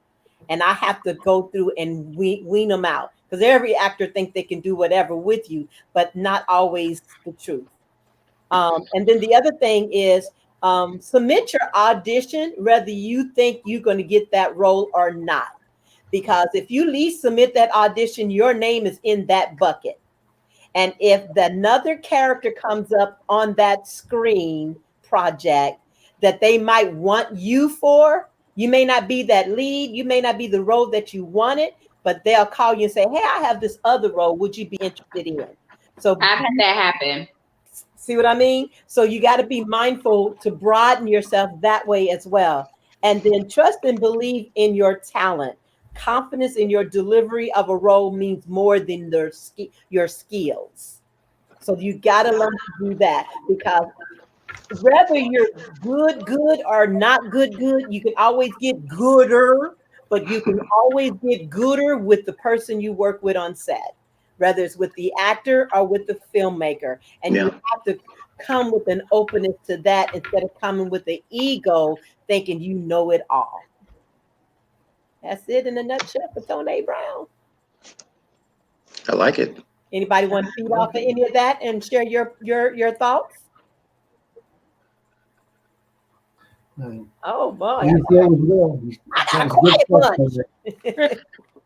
I was gonna say, I mean, but what you say, I mean, I like I said, I've literally experienced that where, you say, oh well, I sent, you didn't get this role, but the director did like you, and we like this. Would you be interested in this role? So I've had that happen before. So just being putting yourself out there is part of it, and keeping your name in the loop. Like Mhm. you're getting seen, just being in those opportunities. Even if you don't book the role, the auditioning is our job as actors. Mhm. So You're right, because I have one casting director. I'm not gonna mess the name up. Erica Arvel. I think I messed up in Virginia, and I yeah, probably did it for 15 times. But obviously they bring you back. You're doing something right. yeah. So you keep doing it. Good information.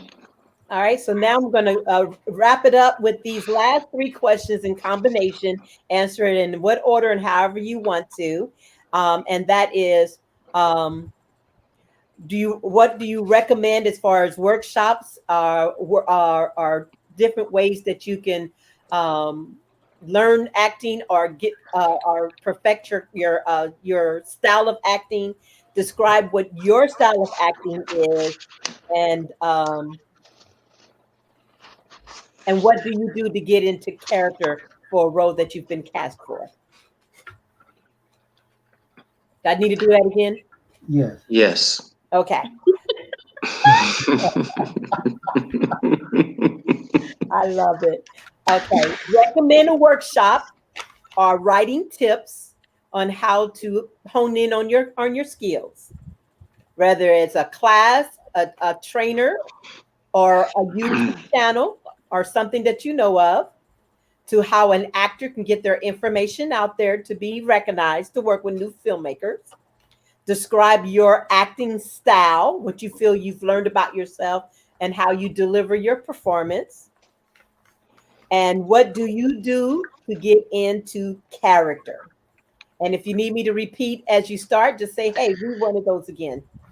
Well, I'll go first. Okay. I've done a workshop, two workshops here in Kentucky, Vim Rally workshop, and and I also took a lesson from your earlier session, and I emailed Dwayne Boyd tonight. Okay. Um, and I got on my list to the booking room. I think the cow brought up as well. And another way that I just learned is what you just said earlier too, is just put my mind when the director is directing, I pay attention. I pay attention not to just what my next scene is going to be, but how you or whoever I'm with is directing the current project, and what they expect. Um, the way I get into a character is I'm learning to leave Derron behind, um, and to channel uh, the emotions that is required for that particular scene to be successful. Whether it's a morning scene, as in Gavin, or it's a scene like on the stage play when I had to get really comfortable with seducing another person on stage.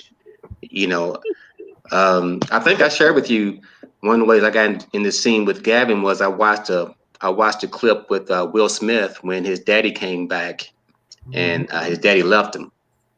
And I used that. I think when I was with Don that one time. So that's how that's some of my little knowledge of that is just how I get into character and the things that I've done just from listening to today's podcast with Email and Dwayne and the booking room. Good. That's great. I was gonna say, well, depending on where you are, there are different. Like for instance, I was gonna say, in Atlanta, they'll have, get seen in the studios is one that does different things, or even they have different actor meetups where you can meet and they showcase films. I know Bobby and Renee used to do a little film festival, but different things like that where you have an opportunity to see people's work, get a chance to meet other actors, meet filmmakers.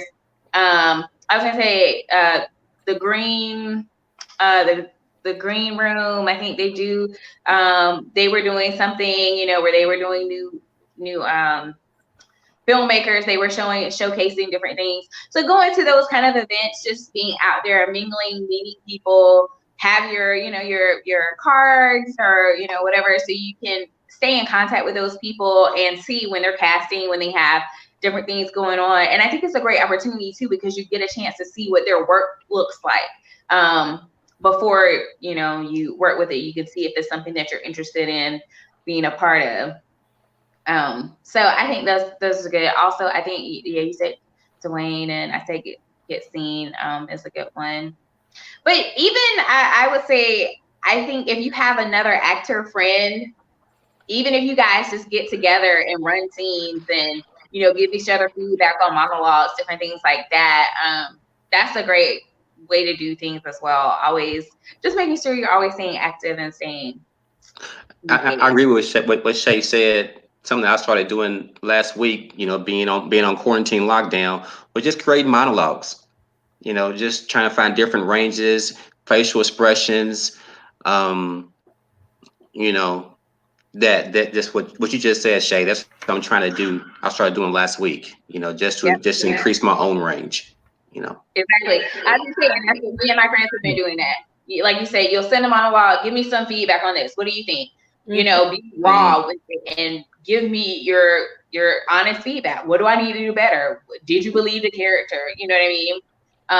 So yeah, I mean, those are the things that I think are. And here's another thing, just sneak in, and I apologize. Oh, you got this platform we're on right now. Now that you're on it, you sign up on it, and then you can tie in with whoever you want to tie in with. You don't have to make it live on Facebook or anything like that. You can do it privately.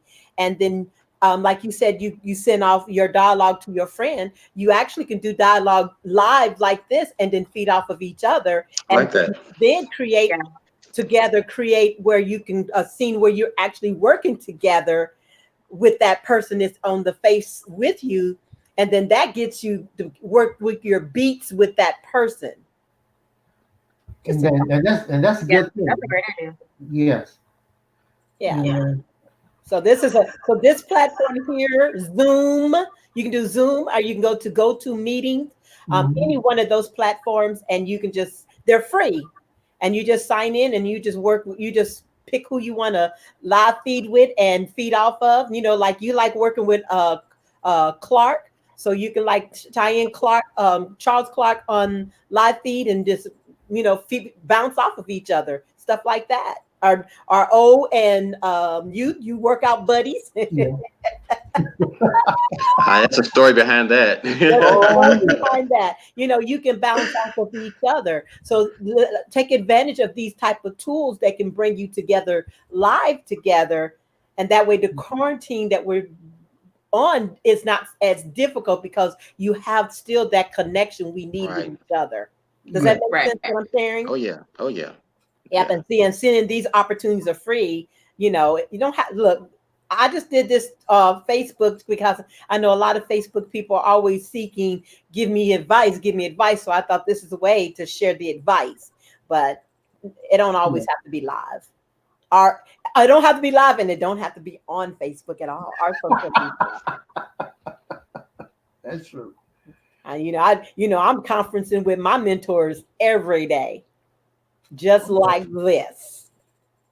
Okay. That's good. California, New York, Philadelphia, and we all like this. You know what I'm saying? Mm-hmm. So Yeah. take advantage and use that. Right. All It's good righty. stuff. Well, Good stuff. go oh. Well, look. Dee and Shay that said it all. I don't want to repeat it, but the biggest thing is get out there and network. You know, show the people that you're interested in what you're doing, that you're trying to improve on where you are. Uh, and when you get opportunity to act, like you say, my style is to break that script down by reading it from front to back, knowing all the ins and outs. Uh, just allow me to develop the character, and that's what you should do. And put yourself out there in a good light with whatever you're doing, so you know that you're working on your craft. And like Shay says, always have your business card or even your miniature headshot with you. You know, uh, create your platform, as Tony has said. Whether it be your own website, even using Facebook, whatever website you're using, and just be willing to share and be open to receive whatever comes your way. As long as it is positive and fits into where you're trying to go. And when you do your business cards or your headshots, um, one side, and you can get these done at a Kinko, real simple. On one side, have your headshot, or do a headshot with a full body side by side, whichever one you like your style to be.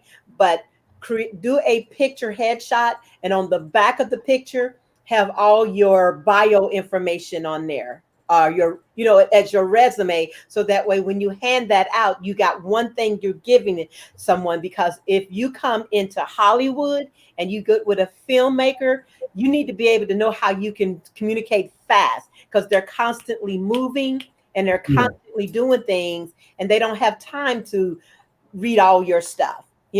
So one page of your resume with a couple of your because trust me, when we're interested in you and we're looking for you, we're going to research you to get more information about you. So Mhm. you don't have to give it to us all at one time on one submitted audition. Just your monologue or your reel, 3 minutes or less. If it's 5 minutes, we can deal with it, but at least 3 minutes or less. So if you got reels from me and it's longer, edit it to your 3 minutes. I just wanted you to have enough information to be able to have something to do your reel on. The other thing is, um, gosh, I lost my thought. What was I saying? Refresh You me. were talking about editing the reels to 3 to 5 minutes.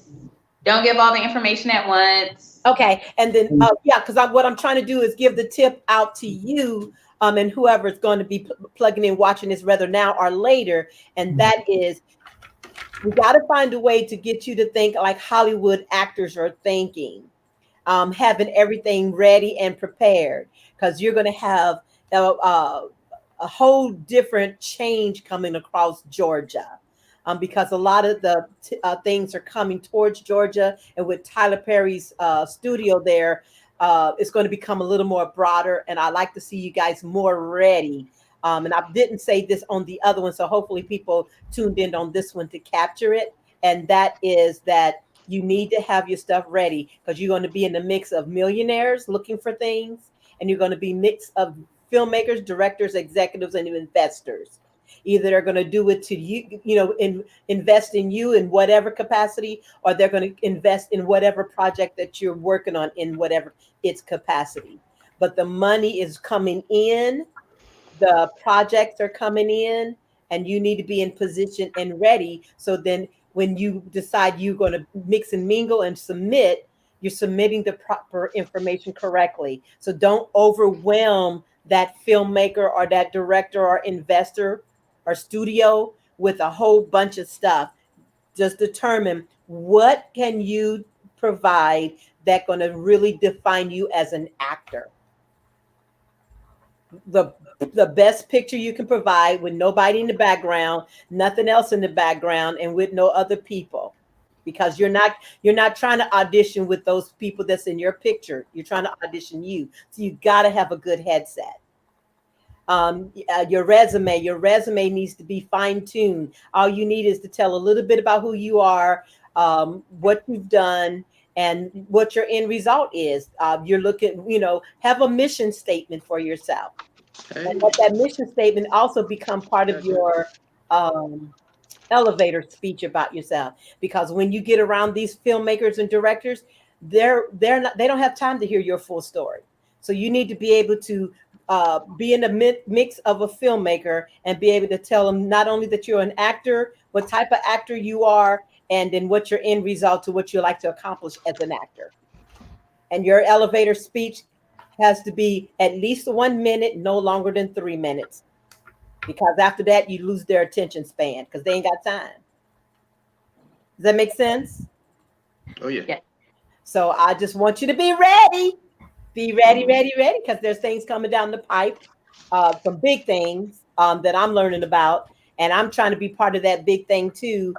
Even to have my projects in the mix of those things, and by me working with the 12 Wise Men, they gave me a foot in the door. Now I got to work on my perfection of my stuff that I'm doing to get my both feet in.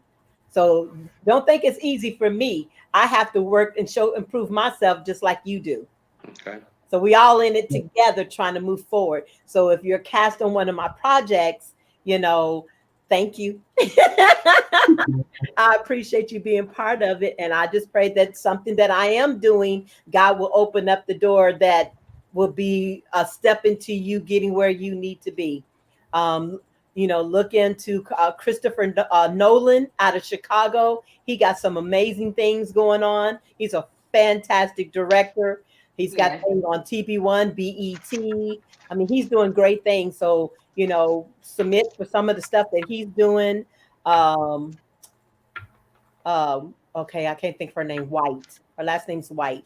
I can't think of her name. I gotta look her up. Paula. No, it's not Paula. Hold on, I apologize. I'm gonna look her up because she's got a lot of things on Lifetime. So you gotta raise your game level. You know, I, of course, we appreciate everything you do for us independently, locally, but you got to stretch out and not do so locally anymore. You got to open yourself to allow yourself to extend yourself. You know what I mean? Mm-hmm. Mhm.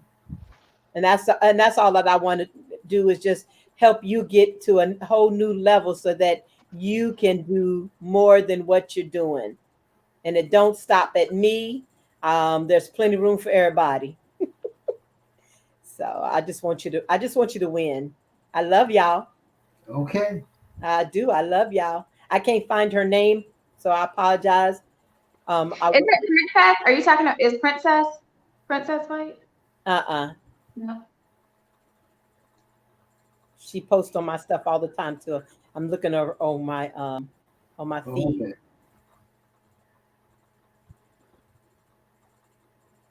but I haven't. She hasn't done anything in a few days, so I don't know.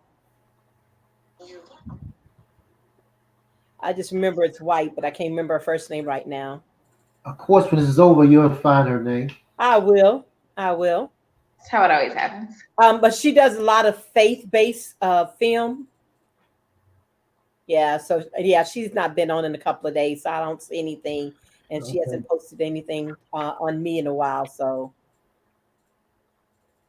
I can't believe I can't think of her name right now. But you got to forgive me because I've been doing this for what, since 4 o'clock, so my brain is fried. Yep. All right, well, I'll send it in a text or something if I remember it or see it. But that's it for me. I just wanted to say thank you for sharing your energy, your positive love, your knowledge, your talent. I can't wait to film Devastation with you, girl. Woo! I'm so excited. Congratulations. We are going Thank to get. you, thank you, and same to you guys for She's everything. been cast. Look, she's been cast on this thing for about 5 years, Yeah. Okay. and she's patiently stuck with it. Good stuff. So we just got to find your leading man. He's in the corner up there. He's up there in that corner. Hard, huh? Yes, it's hard finding the man to play your leading man. It's been hard, but I do have a guy in mind. I'm hoping that he works out. I haven't reached out to him yet. I've just been kind of watching him. I just been kind of watching how he posed, what he's auditioned, he submitted. I'm just kind of watching him right now, just to kind of see what kind of person he is. And if he turns out to be who I think he is, then we got our trace and we can rock and roll this thing and move on. Yeah. Girl. I'm ready to see Devastation. I'm ready for this movie. This is gonna be the best love story I've ever put together. Oh, wow. It's really, really good, guys. Like, this story needs to be told. Yeah, that's when I was like, I wasn't going to rush to do it until I knew I was ready. And I'm glad I didn't, because now with everything I've learned since I've written it, I can really do some fine tuning with the story. So yes. All right, guys. Well, I've talked enough and I've enjoyed every moment with you. Any last words or web pages, sites that you want people to go and find you? If you want to do any of that, throw it in. Let's say your good nights. Hey guys, not on IG, Facebook. I'm on Twitter. And the last thing I say is Aggie Pride. Okay. I'm on Facebook, Twitter, and Instagram as well. And go Cardinals. How about that? What's that? Oh, yes. And I have a brand out called Mindset. Okay. So everything that we just talked about today, you got to have to succeed in this market, right? Mindset. You have a strong mindset. Yep. So I'm on Facebook, Mindset of Pearl 502. Customize it however you want to do it. Nice. I'm on Facebook, Shatari Stokes, and I need to be on there more, so I'm gonna work on that. But yeah, so just stay encouraged, stay safe in this current climate that we're in, and I say never give up on your dreams. Never give up on your dreams. Well, God bless you all. Enjoy the rest of your Sunday. Thank you for taking the time out of your schedules to do this with me. I am so grateful. Hey, I see you all on set. Yeah, right. Thank you. Bye, y'all. Bye, y'all. Good seeing you guys. Bye. Bye-bye.